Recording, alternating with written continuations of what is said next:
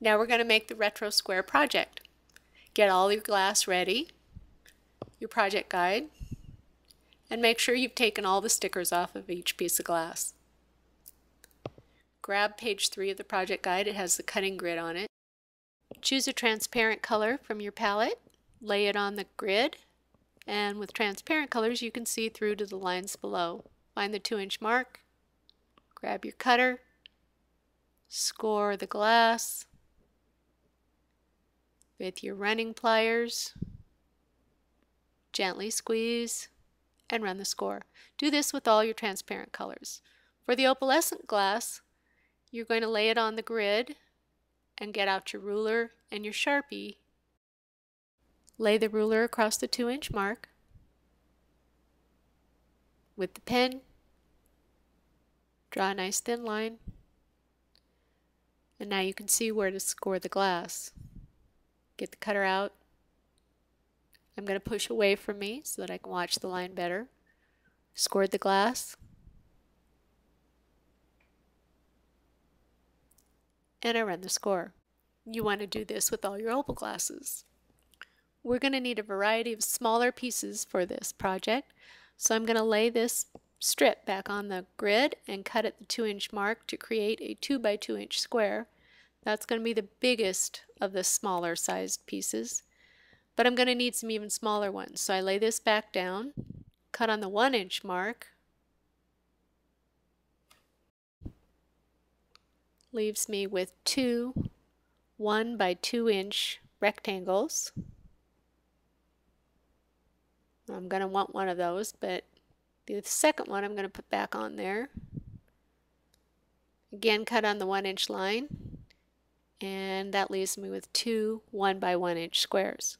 You're going to need a variety of sizes for all your colors. Now we want to arrange and glue all our pieces onto our clear 6-inch base. The pieces for this bottom layer should be all the evenly cut ones, 2 by 2, 1 by 2, 1 by 1, so that they all fit together neatly onto the base.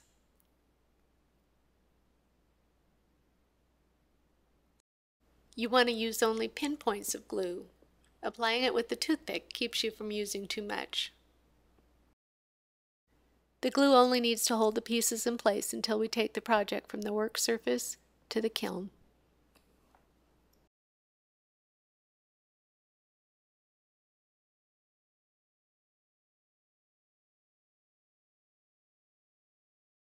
With the first design layer in place, it's time to begin to stack upward. This next layer needs to be slightly smaller than the piece it goes on top of. You can still use the grid, but you need to estimate how much smaller each piece needs to be. And then the third layer on top of that needs to be a little bit smaller still.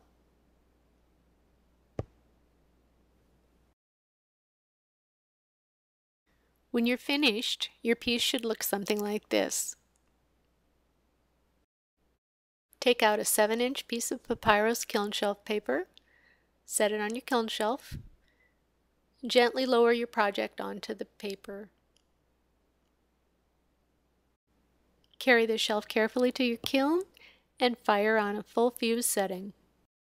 To fire your project, use your kiln's auto settings for a full fuse and choose slow if you can. Or you can program your kiln using the firing schedules in the Getting Started with Kiln Fired Glass booklet. It's available from System96.com. And if you need help programming your kiln, please contact your kiln manufacturer. And be sure to look for a System 96 art glass retailer in your area for classes, assistance, and supplies.